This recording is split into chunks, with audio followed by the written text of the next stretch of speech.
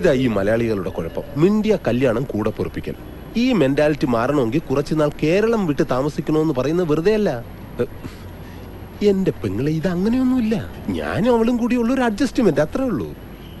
ഒരു പെണ്ണിന്റെ ജീവിതം വെച്ചിട്ട് ഉസ്മാൻ കളിക്കുന്നതെന്ന് ഓർക്കണം. നിനക്ക് നാട്ടിലെ ഭാര്യ മക്കളൊക്കെ ഇല്ലേ ഉസ്മാനെ? അത് നാട്ടിലല്ലേ, പക്ഷെ എന്റെ ഇവിടുത്തെ കാര്യങ്ങൾ എങ്ങനെ നടക്കും?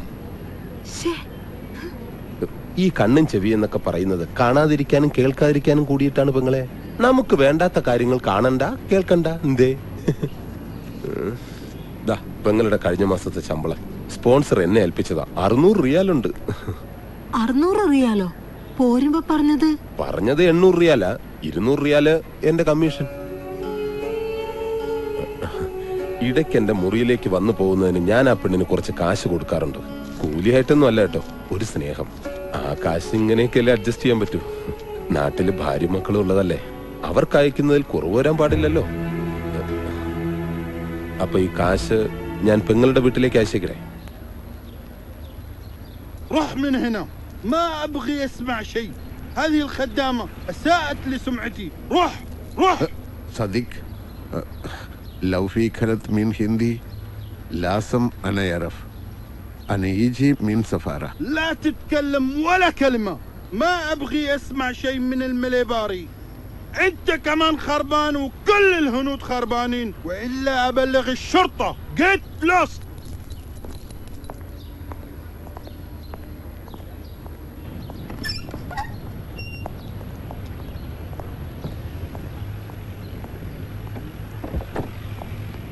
എന്തായി? വല്ല തുമ്പും നടഞ്ഞോ?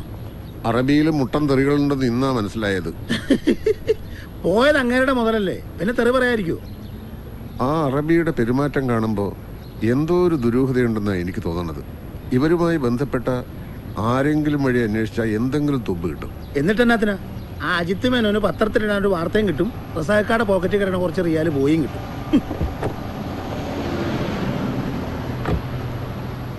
അജിത്തിന് വാർത്തയ്ക്ക് വേണ്ടിയിട്ടുള്ള അന്വേഷണം മാത്രമല്ല വർഗീസ് ചെയ്ത്. ആ സ്ത്രീ നിരപരാധിയാണെങ്കിലോ എങ്കിൽ ഈ മിസ്സിങ്ങിന് പിന്നിൽ എന്തെങ്കിലും കൂടി കാരണം കാണും.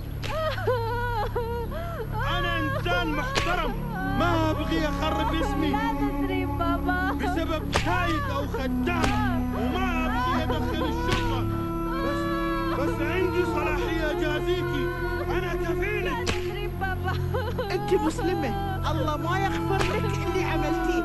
انت لو خربتي سمعة اهلي اقتلك. بابا اضربها، ادبها. وينك يا حيوان؟ انا اترك عشان انت معنا من 10 سنين. ايوه، ما ابغي اشوفك هنا ثاني. روح من هنا ولا اسلمك للشرطة. روح.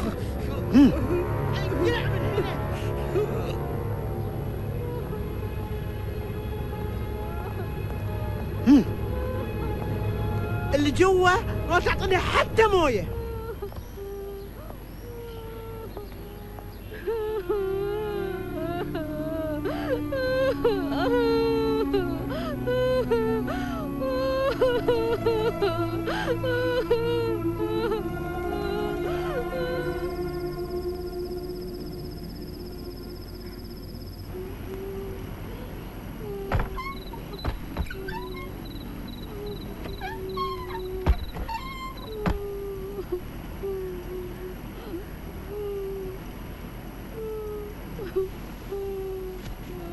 ഫാത്തിമ,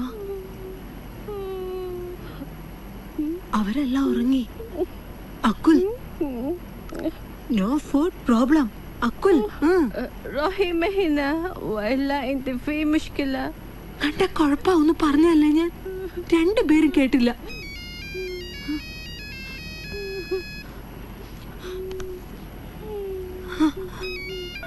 ഹലോ ഉസ്മാൻ. ഹലോ പെങ്ങളെ, എനിക്കൊരു അബദ്ധം പറ്റി, അതിന് കിട്ടുകയും ചെയ്തു. ഇപ്പൊ പാവം പെണ്ണിന്റെ കാര്യം ഓർത്തിട്ടാ. അവൾ അവിടെ ഇട്ട് കൊന്നുകളയും. അതിനു മുമ്പ് എങ്ങനെയെങ്കിലും പുറത്തു കിടന്ന അവൾക്ക് വേറെ എവിടെയെങ്കിലും ജോലി ശരിയാക്കി കൊടുക്കാൻ ഞാൻ. പെങ്ങൾ അവളെ പുറത്ത് ചാടാൻ ഒന്ന് സഹായിക്കണം. ചാടാനോ? അവ അവരെങ്ങാനും അറിഞ്ഞ? ഇപ്പൊ ചാടിയാൽ ആരും അറിയില്ല. ഞാനിപ്പോ വീടിന് പുറകിലുണ്ട്. പ്ലീസ് പെങ്ങളെ, ഒന്ന് സഹായിക്കണം. നിങ്ങളുടെ മുറിയിലെ AC മാറ്റിയ ഹോള് കാർബോർഡ് വച്ച അടച്ചിരിക്കുന്നത്. അത് തുറന്ന് പുറത്തേക്ക് കടന്ന വീടിന്റെ പുറകിലെത്താം. ഞാൻ ആ ഭാഗത്തുണ്ട്. ഫാത്തിമയ്ക്കൊന്ന് കൊടുക്കോ, ഞാൻ പറഞ്ഞ് മനസ്സിലാക്കിക്കോളാം. Hello Usman.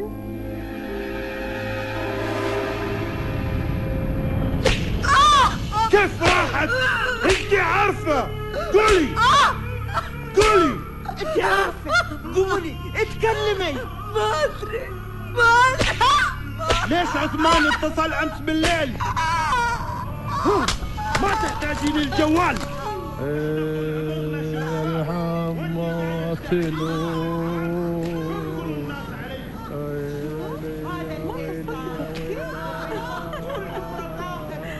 انزل ليش ما خبرتيني؟ كنت بطرش الدراوين والله. خلاص اوكي، يلا لا تتأخري. يلا باي.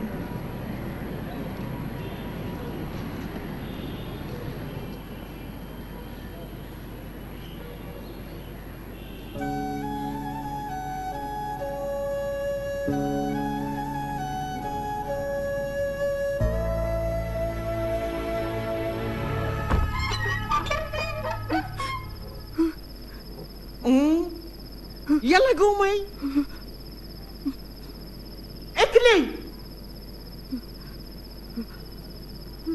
ها ان شاء الله عنك ما اكلتي.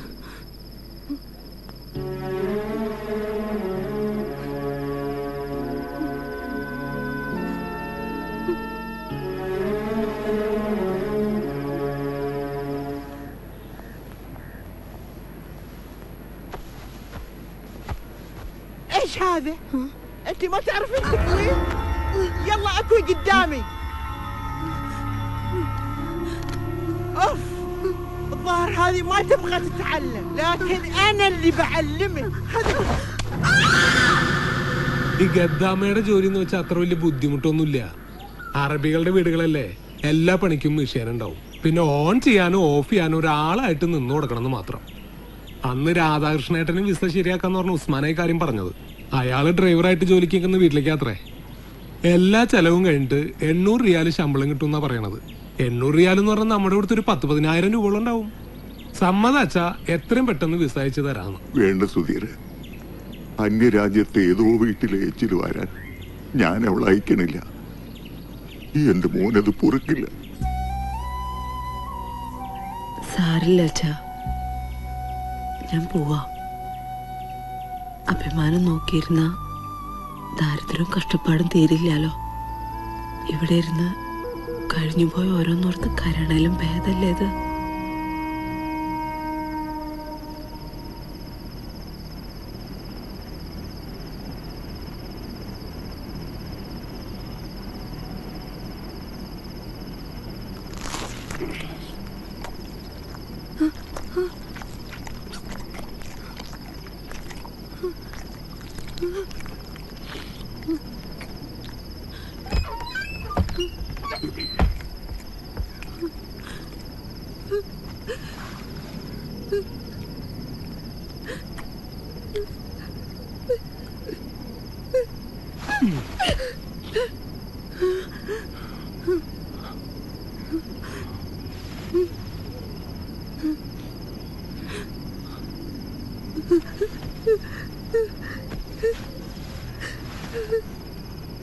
They were good.